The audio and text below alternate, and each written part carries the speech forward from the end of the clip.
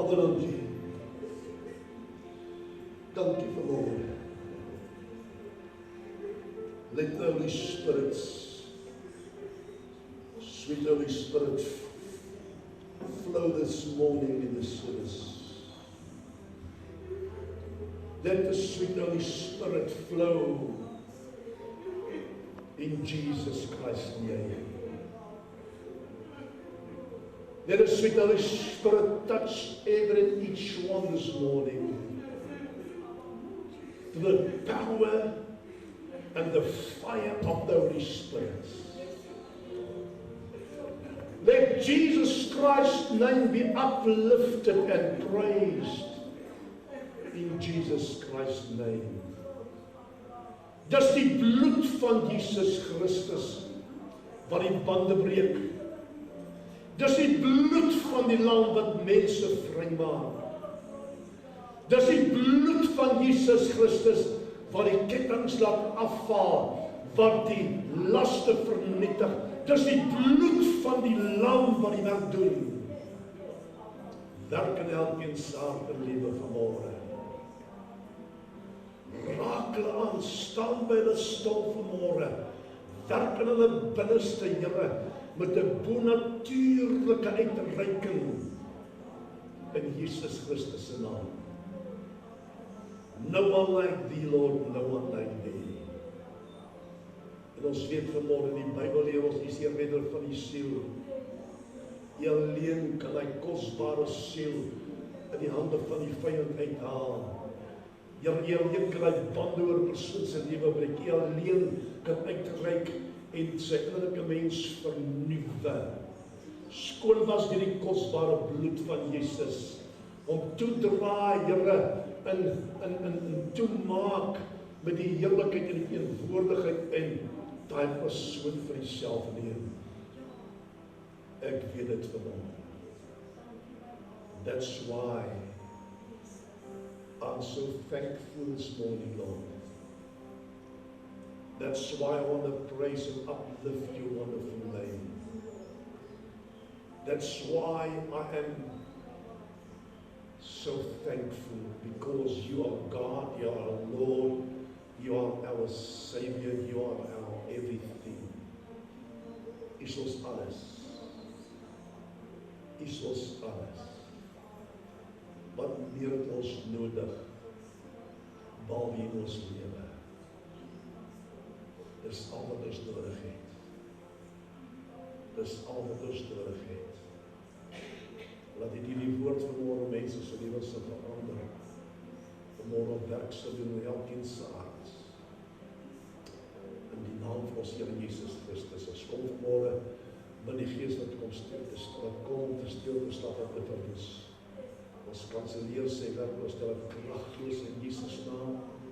Breek sy hou vas, elke versterking word gestop in die Gees se reality. Engele neem hulle regmatige plekke in die gemeente, in die diens vanmôre reg rondom die kerk, sal daarom diens te doen, sodat Jesus sy doel kan bereik. En ons prys en ons loof en ons aanbid U daarvoor. In Jesus naam, na die kinders van Here sê, Amen. Amen. Die gebed van Hiskia.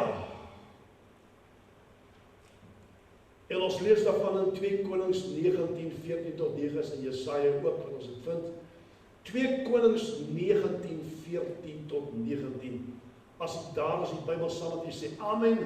Almal kyk op die skerm vanmôre.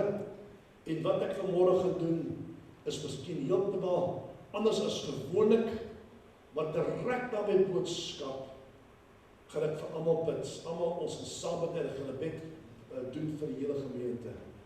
En ons gaan op gesteeg gaan as jy kan, ander kan sit daar hulle hoofde buig, maar ek gaan vir almal bid. Ons gaan almal saam bid vanmôre en saam stem. Hoor wat pastoor sê. Is jy reg vir dit? Amen. Kom ons lees. Vanaf die vers 14de vers 2 Konings 19. Hy sê, toe Hiskia die brief in die hand van die boodskappers ontvang, en dit gelees het, het hy opgegaan na die huis van die Here en Hiskia het dit voor die aangesig van die Here uitgesprei. vers 15. En Hizkia het voor die aangesig van die Here gebid en gesê, Here, God van Israel, wat op die gerubstroon, U alleen is die God van al die koninkryke van hierdie aarde. En die hemel en die aarde gemaak, o Here, neig U oor en luister, open die oë, Here, en kyk, en hoor die woorde van Sal, die Here was die koning van Assirië, wat hy gestuur het om die lewende God te smaad.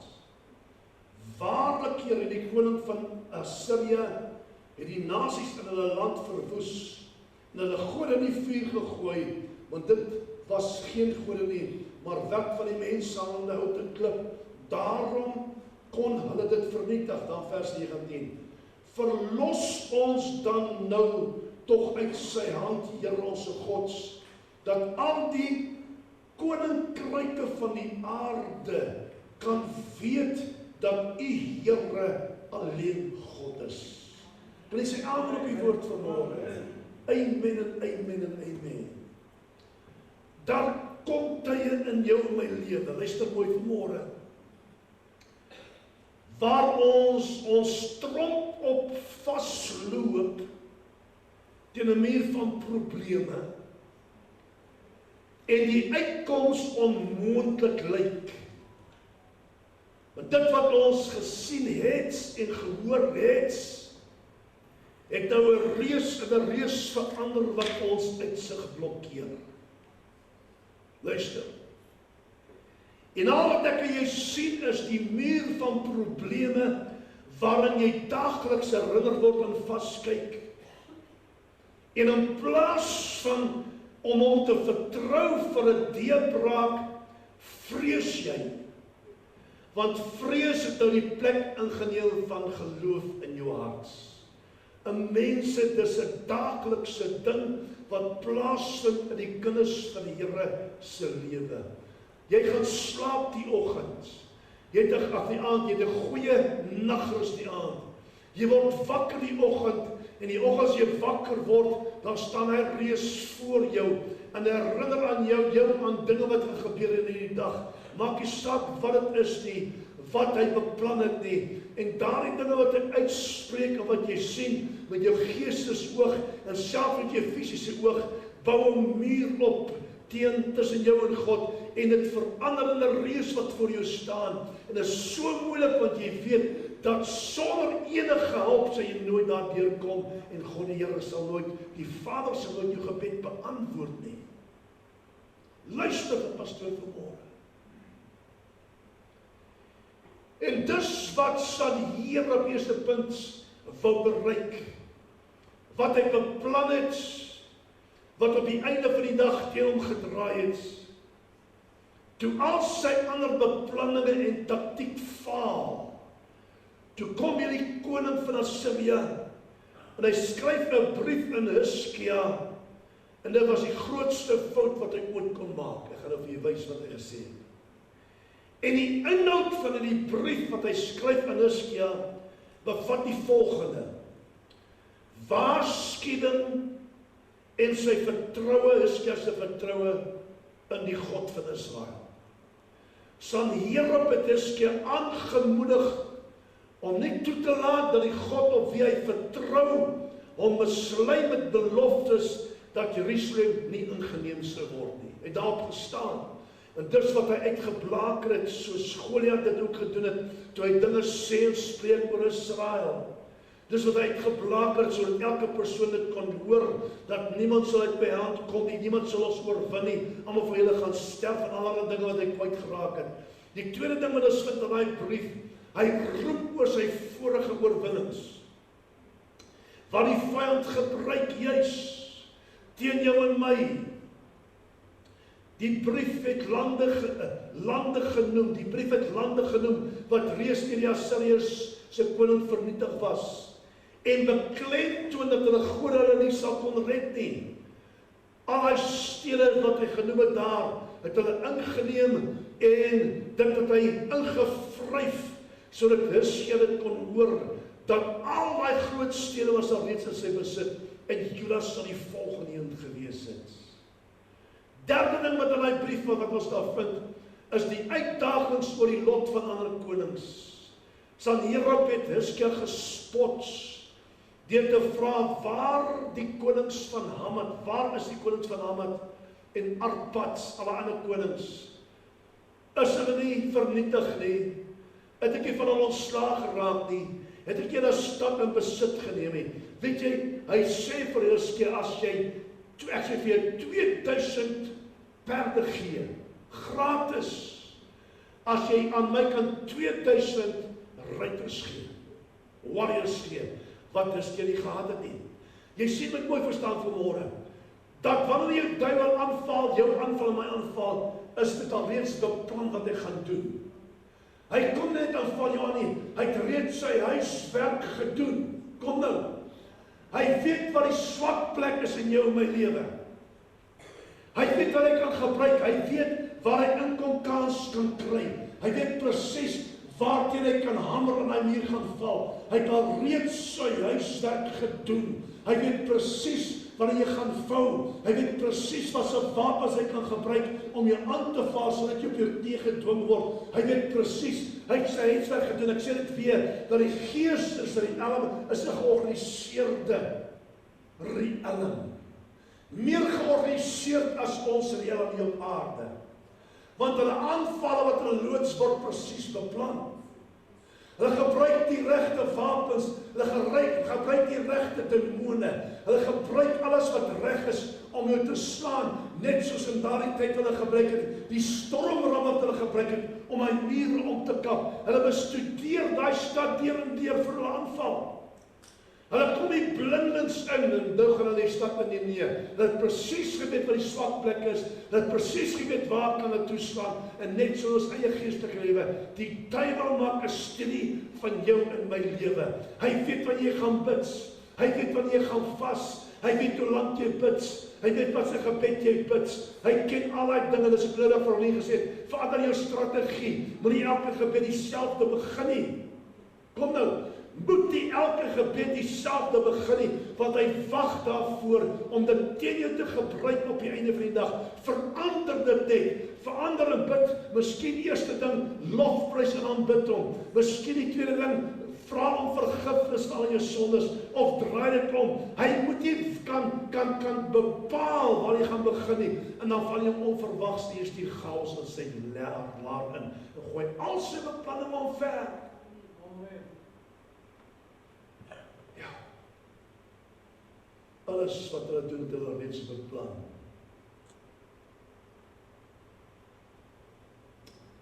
Die laaste inhoud van die brief was die eis van oorgawe. Die uiteindelike boodskap was dat as al die ander nasies en hulle gode klein gee, nie Assirië kon keer nie, en die koning van Assirië kon keer nie, sê dit en hy sê dit met trots hierdie koning, hoe kan die God van Israel Jerusalem en Juda uit my hand uitred? Nou moet jy weet, dat die volk het gehoor, sy warriors op die mure het gehoor, al die mense in die stad van Juda het gehoor, hulle oë is nou gevestig op Hizkia. Wat gaan Hizkia doen as koning?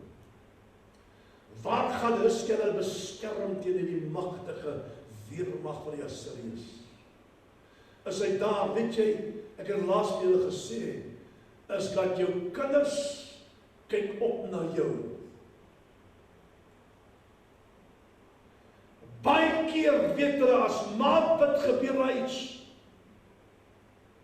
As pa bid gebeur daar iets, nie te sê hulle moet nie bid nie, maar hulle kyk op na ons en wonder wat ma en pa nou gaan doen, want die aanslag is ewig.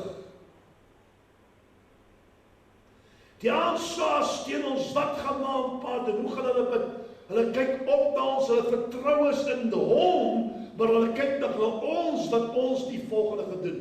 Nou as ma en pa nie op datum is, en reg is met die Here nie, waarna toe wil hy kinders gaan? Waarna toe wil hy kleinkinders gaan? Waarna toe wil die gemeente gaan? Wie kan hulle vertrou? Dis die pastoor van die gemeente, die herder van die gemeente, wat die pas aangee. En die Bybel sê, is dat die skape volg die herder.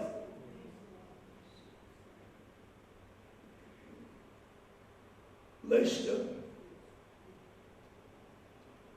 hoe kan jou Gods groot gee, julle uit my hand ooit kan red?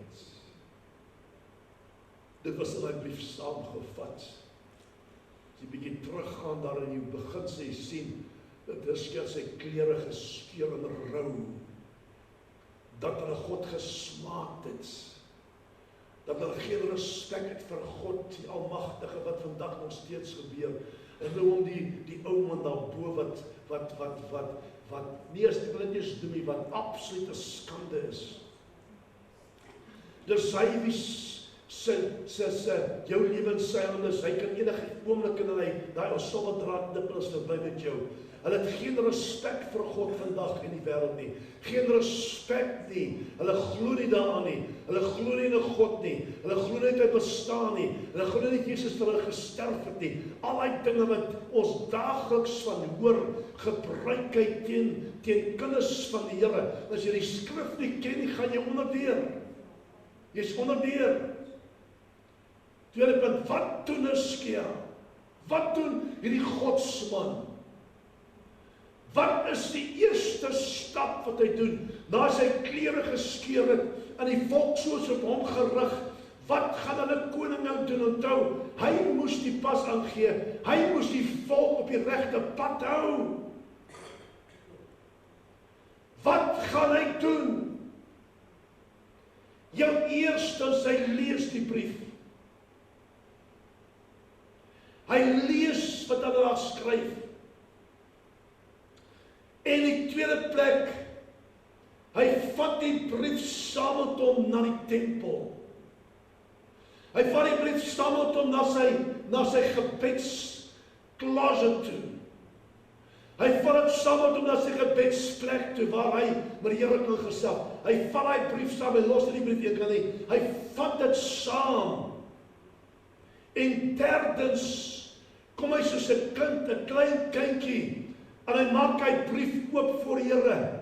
Nie in die allerheiligste, hy kon nie ingaan nie, maar in die voorportaal van die tempel, maak hy die brief oop en hy lê die brief voor die Here neer. En hy sê, die God van my vaders, die God van die heelal, lees 'n bietjie wat hulle van u sê. Nou ek het dit altyd gesê, nie dat die Here geweet het wat aangaan nie, hy kan reeds vir die tyd geweet wat hulle gaan skryf. Maar net die idee dat hy God vertrou, kom nou mense, net die idee dat hy God vertrou, om saam met hom te staan, om die vyand te oorwin. Net die idee dat die God van Israel daar is, om die brief saam om te lees, dat hy kan uitwys wat hulle van hom sê, dat hulle kan uitwys wat hy van hom sê, en van Hizkia sê, is hy dankbaar dat hy kon doen. Hy sê, Here, lees 'n bietjie hier, mense, daar kom tye in jou lewe, wat jy die brief of daardie dagvaarding, of wat dit ook al mag wees, saam met jou vat, na jou binnekamer toe, en dit uitsprei voor die aangesig van die Here, en die Here herinner daaraan, wys vir die Here, wat hulle as kyk, al weet hy alles, wys soms soos 'n kind en sê, Here, u weet dit, u alleen kan vir my uitkoms gee, u alleen kan die dinge vir my verander, u alleen kan dit doen, skryf dan dinge neer wat hulle vir jou sê, en val hy brief saam, maar moet nie dit los nie, val dit na jou binnekamer toe, en vorstel dit uit daar saam met hom. Ja. Yes.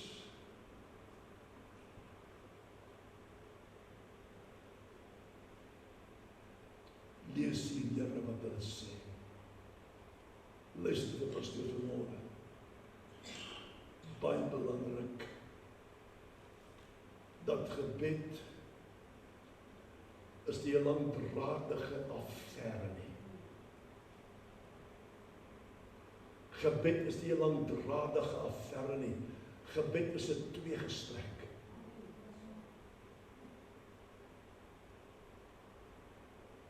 Gebed is 'n tweegesprek tussen twee partye. Die een praat en dan luister die ander een. En dan kom die ander een luister weer terwyl die ander een praat. Dis 'n tweegesprek tussen twee partye. Dis net soos Petrus skryf in 1 Petrus 5 vers 7.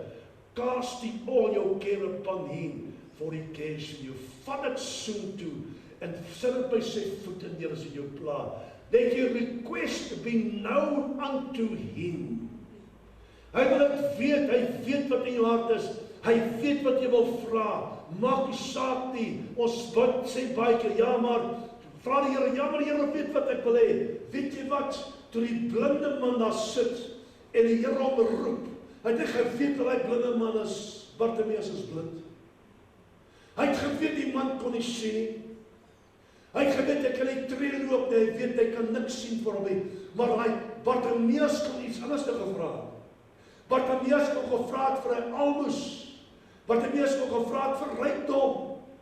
Maar die Here gee hom die geleentheid om te vra wat sy hartsbegeertes is. En wat sê Bartimeus? Nadat hy sy ou kleed van blindheid afgooi, ontslae raak van die dinge van die verlede, kom en hy sê, Here, help my, ek wil graag sien. Dit was sy hartsbegeerte. Wat vra ons die Here? Nie Here, u weet nie, nee, vra hom dit in jou binnekamer, Here, ek wil graag 'n deurbraak in my lewe hê. Wees spesifiek. Sê vir die Here wat jy soek, doop my met die Heilige Gees en vuur. Breek die bande oor my lewe van slawerny. Breek die gees van verslawing oor my. Maak nie saak wat dit mag wees nie, maar wees spesifiek en vertrou hom, want jy is nou in die teenwoordigheid van die Here. Jy is in jou gebedsplek nou, jy het die deur toegemaak, niemand pla jou nie, die foon is afgesit, niemand bel jou nie, en nou kan jy met hom praat, en jy kan saam met hom dit deurworstel, totdat die Here vir jou die deurbraak gee. Dis die regte manier. Luister.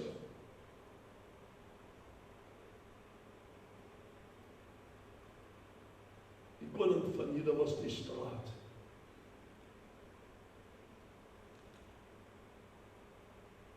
En wanneer iemand desperaat is, bring dit resultate.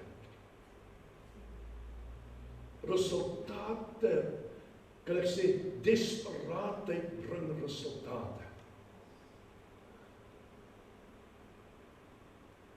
As jy desperaat is vir 'n antwoord, dan is jy ook vas. As jy desperaat is vir 'n deurbraak, sê jy ekstra myl loop. Kom nou mense, praat met my. As jy desperaat is oor 'n ding, sal jy op die aangesig bly voor die Here en hom soek altyd deur. Hy sê aanhoudend klop, aanhoudend soek, aanhoudend vra, dan sal hy jou gebed beantwoord. Desperate mense word geantwoord. Desperate kinders van die Here kry wat hulle soek. Desperaatheid is 'n sleutel wat ons kan gebruik. Wat doen jy en ek as daar niks werk nie? Wat doen jy as jy op 'n kruispunt opland? Wat doen jy as jou kinders vir jou sê ek het honger en met my gebeur? Die eenmaal het 'n paar keer gebeur, ek weet nie oor praat nie, waar ek geen draad stukkie kos gehad het vir my kinders nie. Niks. Ander was ou baba, niks nie. Ek kos 1 bord kos wat oor was, wat moes gedeel word tussen my kinders. Ek het hulle gevas. Daar was nie kos gewees, ons het gevas omdat dit nie kos was nie. Ek weet waarvan ek praat. Wat doen jy as jou kinders in jou oë kyk en sê ek is honger? Wat doen jy? Wat doen jy wanneer jou bankrekening in die rooi is? Wat doen jy wanneer jy voor 'n massiewe rooi see staan en jy weet die vyand is op jou rug agter en jy weet die vyand is naby jou? Wat doen jy as jou reus voor jou staan en jy weet jy kan hom nie alleen oorwin nie? Wat doen jy? Ek kan nou nie na baie oomblik in die woord gaan soek wat jy moet doen nie. Jy kan op die oomblik nou gaan hoor by die Here wat moet te doen nie. Jy kan nie nou 'n vas tydperk uitroep nie. Die Here moet nou antwoord, nou vir jou uitkoms gee. Jy's desperaat, daar's geen uitkoms nie. Wat doen jy? Want die dokter vir jou sê, jou kind het 'n hart nodig, anders gaan hy sterf. Wat doen jy? Ja. Gaan jy kla? Gaan jy vrees? Of gaan jy bid? Want gebed is die hartklop van 'n kind van die Here se lewe. Dis jou daaglikse brandstof, as ek dit vermoere sou kan noem. En die Here wys my iets interessant, all through this parallel. Al sorg jy gereeld vir jou voertuig se tank om dit te vul, gaan daai brandstof nie vir ewig hou nie. Net so moet ek jou sorg dat ons vol bly op 'n daaglikse basis. Net so deur my gebed, ons moet die tyd volhou. Ek kan nie gaan soek in tye van nood nie. Ek kan nie. Ek moet vol wees van die vyand slaan. Ek moet vol wees van die aanval. Ek moet reg wees vir hom, goed gewapen om sy aanslag te keer en te kanselleer. Ek moet dit kan doen. Help jy net wil gaan tyd vol maak, jy gaan nie werk nie.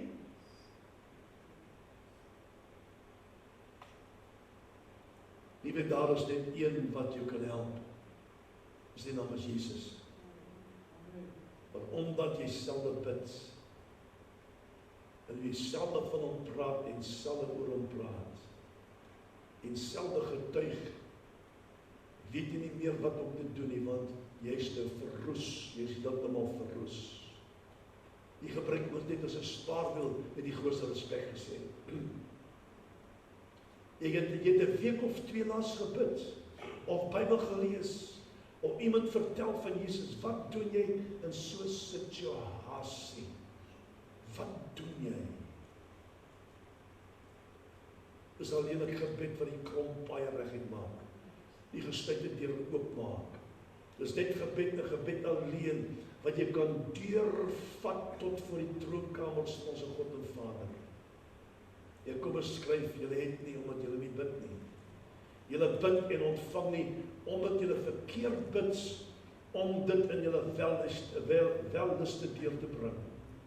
Kom nou mense, Hizkia het dit gedoen, wat hy daagliks gewoond was om te doen, en dit was om die aangesig van die God van Israel te soek.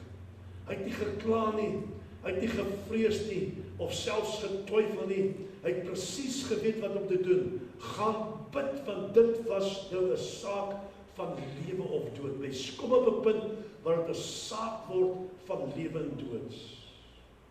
Iets wat ek vanmôre vir u wil noem, luister mooi. Nie almal van ons is voorbidders nie. Nie almal van ons is warriors, as 'n verskillende voorbidder en 'n warrior. Voorbidder of intercessor, soos ons ken, is iemand wat op die opening gaan staan vir iemand. Dat die persoon sy plek inneem voor God die Vader en pleit namens daai persoon. 'n warrior is iemand wat oorlog voer teen die magte van duisternis en deel is van Jesus se leer. Jesus is ons commander-in-chief. Hy het 'n hemelse leer en hy het ook 'n aardse leer. Dis baie so mooi. Die hemelse leer is engele, ons is die aardse leer wat saam met stap en die werke om te gaan om die werke van die vyand te vernietig en krag moes te stel. Pas op waar jy aanmeld of waar jy inskryf. Pas op waar jy aanmeld en waar jy inskryf. Jy gaan verantwoordelik gehou word vir die dinge wat jy nie doen nie. Weet jy wat my tref, het my hart getref? Gideon stuur 'n brief uit, 'n oproep uit oor die hele area en hy sê ek soek mense om saam met my te veg. Ons moet van die vyand ontslaan raak. En 32,000 warriors kom by mekaar. 32,000. 32.000 warriors kom by mekaar. Luister.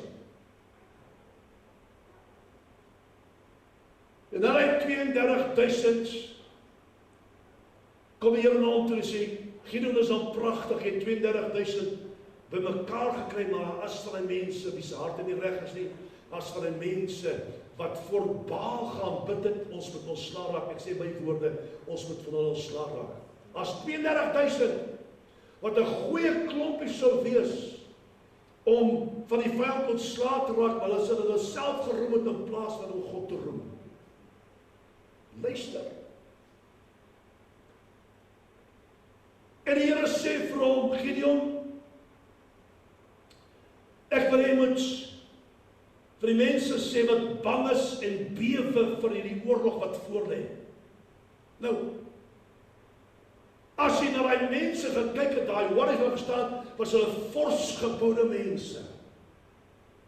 Dis manne wat 'n swaard kon hanteer, dis manne wat 'n spies kon hanteer, dis manne wat 'n pyl en oog kon hanteer, die beste skuts en vegters was deel van die 32.000. Dis wat Gideon gesien het, maar die Here het verby die uiterlike gekyk en in die binne het geweet, as hulle gaan begin aanval, gaan hulle verloor, van daai mense gaan weghardloop.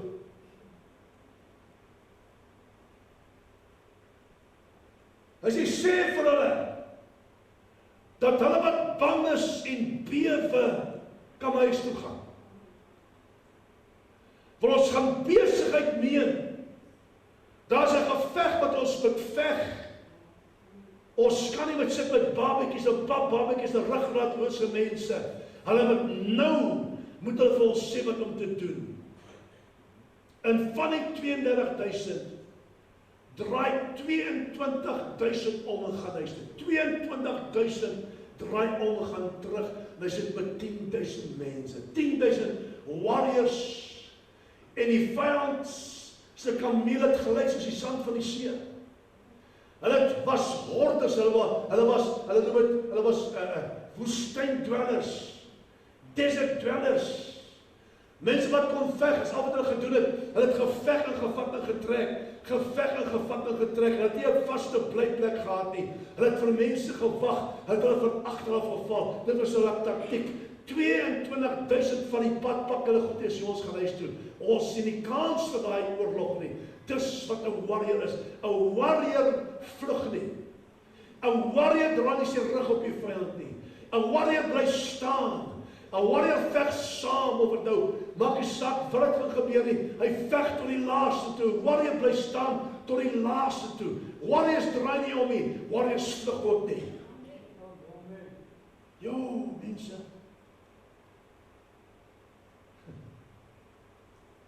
As jy gee mooi 22.000. Want dat is nog te veel mense. Dink wat Gideon sê.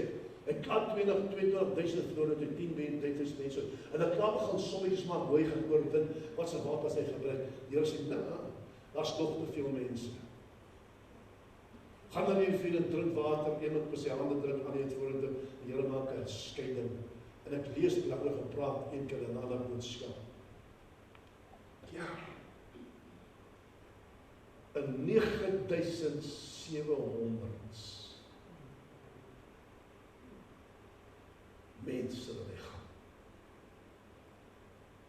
Ek dink Gideon se hart het sy skoene opgeland op sy sandals so, dat hy bekommerd was oor wat nou gebeur. En ek lees dat die geleerdes sê, dat die 9.700 mense wat gegaan het, was voorheen Baal aanbidders. Het Gideon geweet? Nee, hy het nie geweet nie.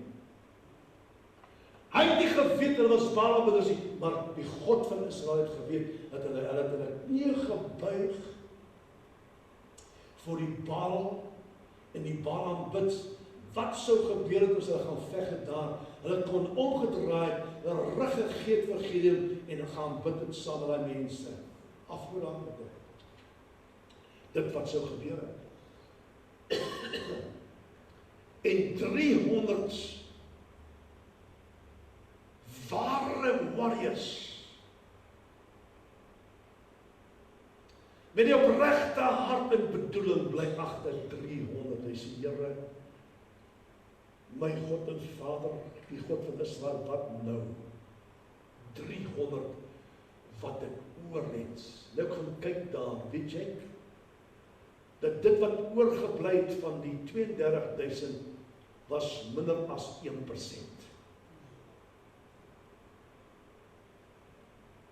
Luister, pastoor.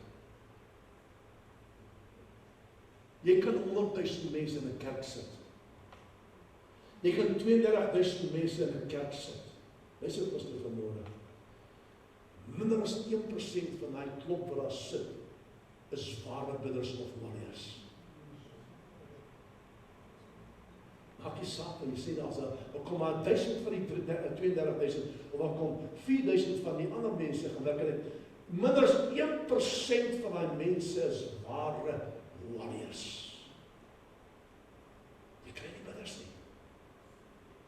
Jy kry net nie bidders wat bereid is om hulle deel te doen, die aangesig van God te soek. Ek het nou reg vir julle gesê, dis onmoontlik, dis Gods onmoontlik, dat ek en my vrou alleen kan bid, die ding alleen kan veg, deur al die dinge kom, dis Gods onmoontlik, ons is 2 mense, teen 'n warboel van demoniese magte, boeke in die kerk, aanslag van alle kante af, dis Gods onmoontlik, dat ons ooit 'n impak sal maak, teen dit. Hy soek ware warriors, en jy kry nie meer ware warriors nie. As jy gaan kyk, is daar 1 probleem, en die Here sê, ek weet wat daai persoon se hart aangaan, moet jy daai persoon saam bid nie, moet jy daai persoon saam staan nie, want dit en dit en dit, jy gaan dit nie maak nie, kry ware warriors, en waar kry jy ware warriors, soos Hizkia en sy mense?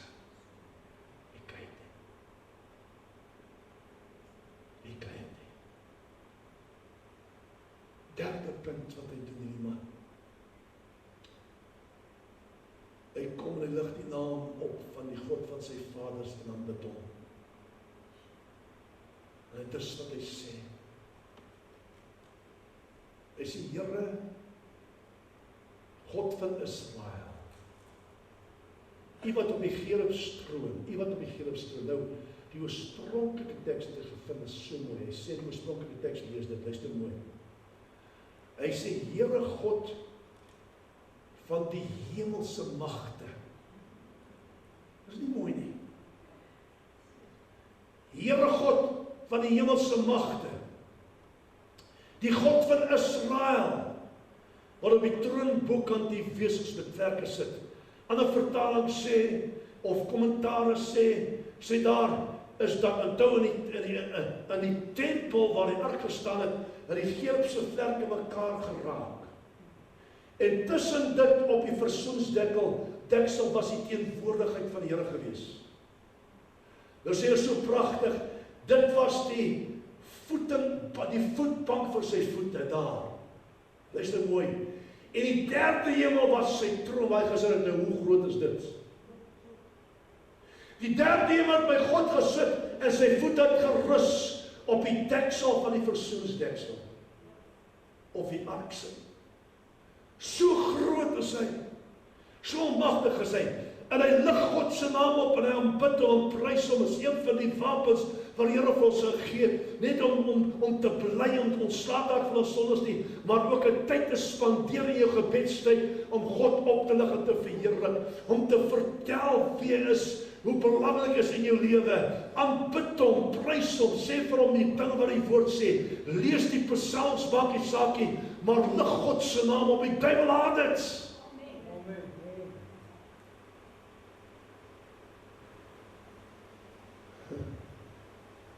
Luister wat hy sê. En Jesaja sê, U is God, U alleen. Dis op Jesaja staan. U is God, U alleen. Dis 'n eenvoudige titel, maar die kragtigste van alles, as hy werklik God is daar niks wat hy nie kan doen nie. Dis wat dit beteken. Niks is buite sy beheer nie. Is dat jy die basiese waarheid verstaan. God is Gods. En ons is nie. God is Gods. En geen mens, geen rapsak as we gepraat het, Genasiweer kan met hom vergelyk word, jy kan niemand met God vergelyk nie. En nou kom hy, koning Sanherib, en hy vergelyk ons God, die God van hemel en aarde, ons skepper, ons Heermeester, vergelyk met 'n dooie God hier op aarde. That's an insult. That's an insult. Jy kan ons God vergelyk met niemand nie. Hy is die skepper van die hemel en aarde, en Hizkia het gesien dat die Here vol mag en gesag het oor alles wat hy geskaap het. Die Bybel sê dat elke woord wat hy spreek sal doen wat hy behaag. Vandat hy sy woord sê gebeur hy, sy woord kan nooit ledig terugkeer nie. Alles wat asem het luister na hom, die natuur luister hom, die heelal luister na hom, alles luister na hom omdat hy God is. Yes, Lord. Deuteronomium 32 vers 18, toe die Allerhoogste aan die nasies 'n erfdeel gegee het, toe hy die mense kinders van mekaar geskei het hy al die grense van die volke vasgestel volgens die getal van die kinders van Israel. Hy het gesag en grootheid en die mag oor elke nasie. Dis 'n uitgemaakte saak. Vierde ding wat Hizkia doen. Na hy al die dinge gedoen het, naam van God opgelig. Hy het al herinner aan die dinge wat gebeur het. U sal nie wat ons kan help. Die vierde ding wat hy doen, die Bybel sê, het Hizkia begin bid en hy sê die woord, hy sê, neig die oor, incline your ear, bend down is die ander woord, your ear, wat beteken, listen God and act. Hoor en reageer, wat is wat hy woord beteken, luister met die ore, wat beteken, Here, hoor en reageer, hoor en reageer. Dan sê hy verder, open die oë, Here, en kyk en hoor die woorde van Sanherib wat hy gestuur het, om die lewende God te smaak.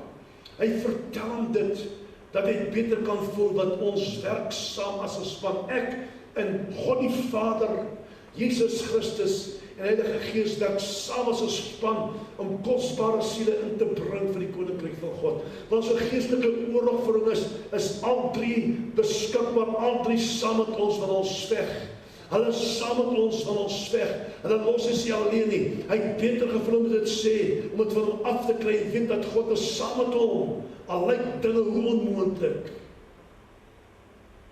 Yes. Ek wil vanmorgen dit sê, as jy dink jy gaan die vyand terugdryf en oorwin, sonder Jesus, dink weer 'n keer daaroor, dat jy niks reg kry nie. Nothing at all. Vyfde punt.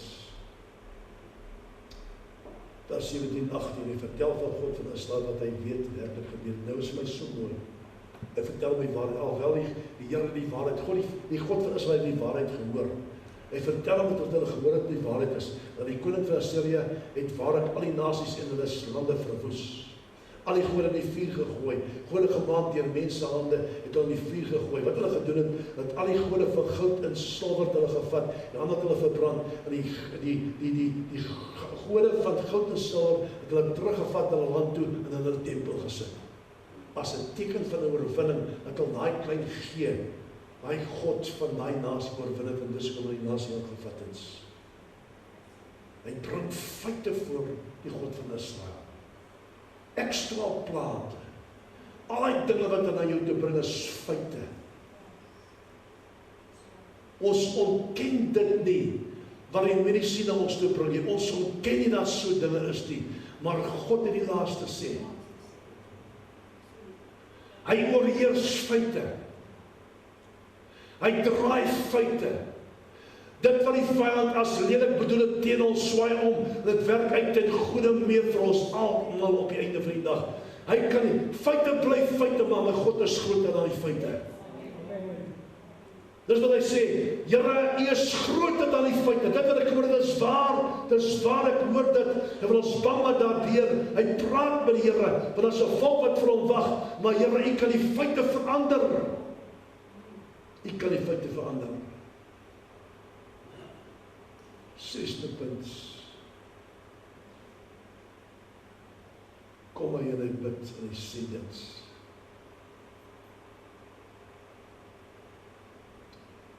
Hy sê, Here, vers 19, red ons.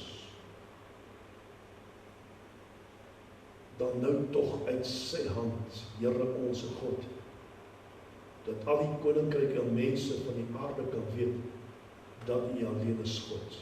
Dis wat Moses gedink het, jy geweet.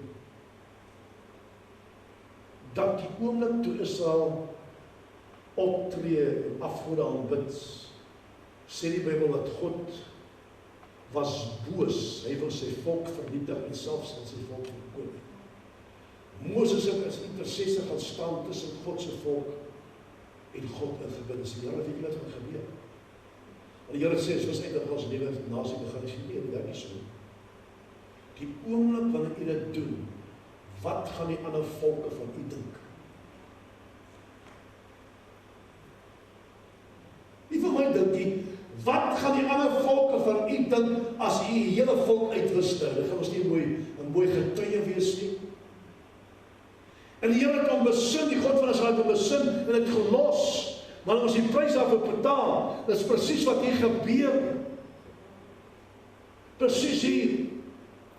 Here, gee ons die oorwinning. Red ons uit die hand van ons vyand. Doen 'n wonderwerk vir die volk. Wat sê dit? Dat die koninkryke van die aarde kan weet dat U alleen God is. Nou, selfs in die tyds waar hulle Jericho besit geneem het, van die stad af Jericho reg in elke stad. Sonder telegram, hulle die telegram gehad, nie selfone gehad het nie. Hulle kan niks nie, hulle het hardlopers gehad, ja.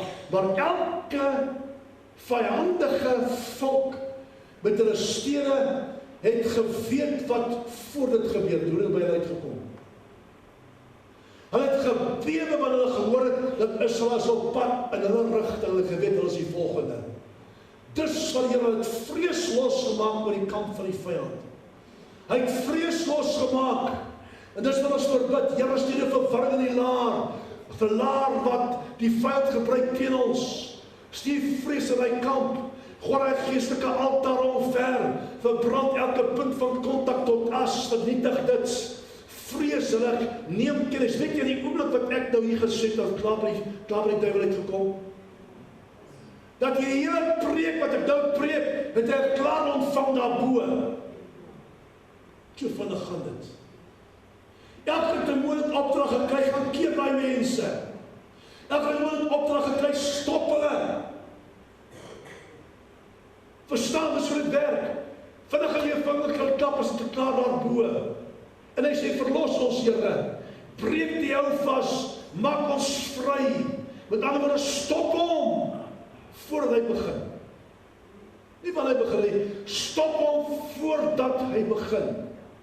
Ek sien 'n verwarring as hy daar, gooi sy beplanninge omver, nou sê my so pragtig. Weet jy, ek sien dit as ek die oggende bid, ek sien hy masiele afgeskiet word, in plaas van jou tong wat jy gebruik om mense te vervloek, jou tong wat jy gebruik om mense af te kraak, jou tong wat jy gebruik, pyle van die tong, om mense se lewens te vernietig en te verwoes, gebruik hy self 'n tong om vuurige pyle, gedip in die bloed van Jesus Christus, af te skiet op die werke van die vyand, op sy kamp, op sy opgaarplekke, op sy beplanningsplekke, op sy hoofkwartier. Stuur dit soontoe in plaas om mense af te breek. Gebruik dieselfde tong wat dieselfde werk kan doen, maar gebruik vuurige pyle wat gedip is in die bloed van Jesus Christus. No!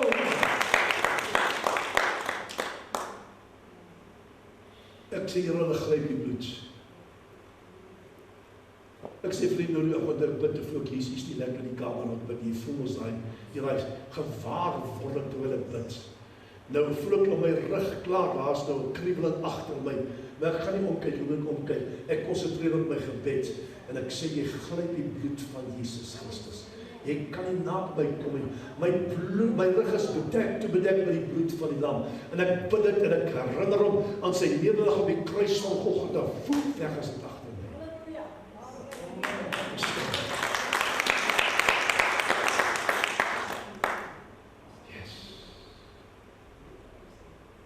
Ek sê, Here, stop hom voordat hy begin. Sê die verwarring as hy daar, hoe is die beplanning omver. Stuur die vuurige pyle van jou tong uit. Gebruik dit as 'n wapen teen hom. Spreek woord, quoteer woord, vang jou negativiteit met positiewe woorde, bevang dit met positiewe woorde. Luister, 'n warrior wys, ek het nou vir julle gesê, wys nooit sy rug nie, hy beweeg vorentoe, al vegtend totdat hy die oorwinning smaak.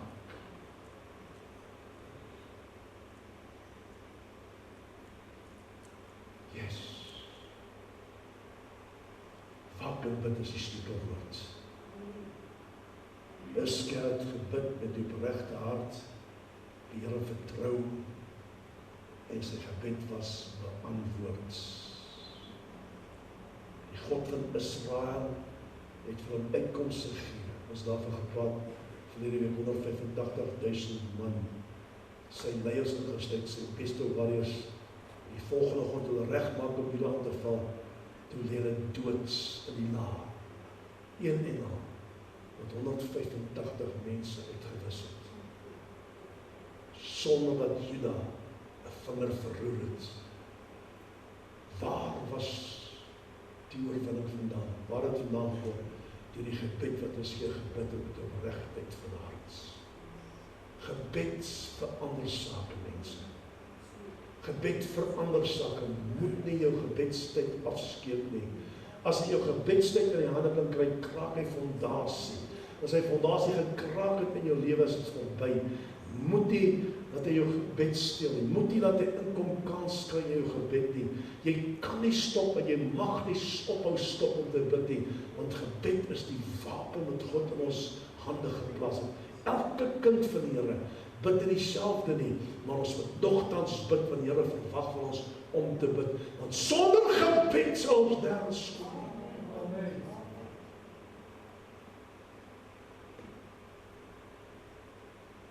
Yes. Wat ek gaan vanmôre doen, is die tydstap, want wat ek vanmôre gaan doen.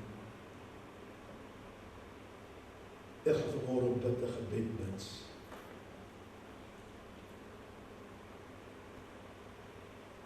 Dat nie vanmôre dat die sitplek en die sit in die hoofbuig, kniel by die bank, as jy wil. Net soos die Here jou lei. Maar ek wil jy met fokus vandag, vergeet van die kos by die huis. Vergeet van die skakbout in die pressure cooker, dis as 'n pressure cooker. Vergeet al daardie dinge, vergeet dit. Fokus op hom vanmôre, fokus op dit wat voor jou staan, fokus en sien hoe die Here daai reus vir jou gaan wegvee. Fokus daarop en sien hoe die Here jou liggaam genees. Fokus daarop en sien die Here vir jou deure gegee finansies. Fokus daarop, kyk op die uitkoms op die einde van die dag. Al staan hy voor jou, hy gaan nie lank staan nie, want Jesus Christus is in beheer. Is jy reg vanmôre? Soek 'n plek, daar waar jy sit, kan jy hoofbuig, jy kan gaan sit, of jy kan deel vanmôre, as jy graag wil. Vader, jy stukkende mense vanmôre. Hier's mense vanmôre wat jy nodig het, absoluut nodig het. Mense wat jare bid en wag vir 'n antwoord. Mense wat jare deurgaan om die las saam met hulle te dra. Mense wat jare ly in die krankheid in hulle liggaam. Mense wat jare ly in depressie en oppressie. Mense wat jare getuister word deur demoniese magte. Mense wat jare vasgevang is in kettinge van verslawing. Mense wat jare, Here, probeer om my voluit te dien. En die sirkel van probleme kom jaar na jaar terug na hulle toe. Die sirkel van probleme kom maand na maand terug na hulle toe. Dieselfde probleme wat om herhaal elke maand, elke jaar, elke week, maak nie saak nie. Here, dit moet gebreek word en vernietig word vanmôre in Jesus naam. Versteekte kettinge wat gebind is op elke persoon. Versteekte kettinge wat gebind is op hulle finansies. Versteekte kettinge wat gebind is op hulle liggame. Versteekte kettinge wat gebind is op hulle huwelike. Dat dit vanmôre vernietig sal word in Jesus Christus se naam. En ek kom vanmôre in die gesagsnaam van Jesus Christus, teen elke bose mag, teen elke spirit of sabotage, teen elke familiar spirits, teen elke python spirit in elke huis, teen elke gees van occult, heksery en toordery, Here, teen elke aanslag van die vyand teen hierdie gemeente, teen hierdie mense, lidmate vanmôre, hulle wat luister, wat die vanmôre moes wees eintlik, bid ons vanmôre, ons breek daar jou vas in Jesus naam, ons breek het in oor hulle lewe, dat die sirkel van mislukkings gebreek sal word, 'n mislukking oor hulle huwelik, oor hulle finansies verbreek sal word in Jesus naam, dat elke demoniese mag vanmôre vaspak beslas met vuurige kettinge. Ons breek sy hou vas, ons kanselleer dit, ons stel dit kragteloos, ons dryf dit uit, sien dit terug na vaderlose plekke waar hy vandaan kom in Jesus naam. Breek dit in oor elke huis van die gemeente, breek dit in elke gesin, elke enkeling, breek dit en stel dit kragteloos in die naam van Jesus Christus. En Here, waar daai dief kom om te stak, is dit om te verwis. En in die swak plek opgetel het in ons skandeer, en opgetel het in ons wapeners, Here, in ons muur. Wil ek vanmôre bid en vra, Here, help ons vanmôre om hy plekke toe te maak, toe te bedek met die bloed van Jesus Christus, dat hy sy vuilvingers sal uithou daar. Sy vuilvingers sal uithou daar in Jesus Christus se naam. Ons kanselleer en vervloeking, stel dit kragteloos ons, breek dan jou vas vanmôre in die naam van Jesus Christus. Ons dryf dit uit, Here, waar dit vandaan kom, stuur ons dit in Jesus Christus se naam. En soos elkeen vanmôre hier sit, en vanmôre die naam van die Here groot maak en aanbid, weet ons, dat U vir hulle deurbraak gaan bewerkstellig, dat U die uitkoms vir ons sal gee, en die deur vir ons sal oopmaak en alle deure sal toemaak, dat elke band van verslawing sal afval, elke ketting vernietig sal word, en die kragtige bloed van ons Here Jesus Christus, dat die ding nie verder sal gaan nie, want hy los vanmôre elke lidmaat van die gemeente. Hy los vanmôre elkeen wat luister na die boodskap in Jesus naam. Jy hoor vanmôre, jy is oorwin op die kruis van Golgotha 2000 jaar terug. En ons het oorwin vanmôre met die woord van ons getuienis en deur die bloed van Jesus Christus. Dankie dat jy dit doen vanmôre, Here. Dat nuwe lewe uitspruit in elkeen se lewe. Nuwe lewe uitspruit in elkeen se hart, dat daar 'n wonderwerk plaasvind in die naam van die Here verheerlik en geprys sal word in Jesus Christus se naam. Ons dank en ons prys en ons loof U. Oorvloed wat sal invloei, oorvloed wat sal kom, Here, na ons toe. U kan self die vyand gebruik om dit te doen. In die kerk se finansies, ek het die vyand gebruik om dit te doen. En die Bybel leer ons dat die werkeling daar buite maak by mekaar vir die kinders van die Here. Toe Israel trek, hulle al die goud en silwer en al die kosbarehede van Egiptenare gevat. Hulle is arm in en hulle is ryk uit. Dis wat ons verwag vanmôre in Jesus Christus se naam. Ons dank en ons prys en ons loof U. En al die kinders vanmôre sê amen en amen. Kom ons klap ons hande vanmôre in Jesus se naam.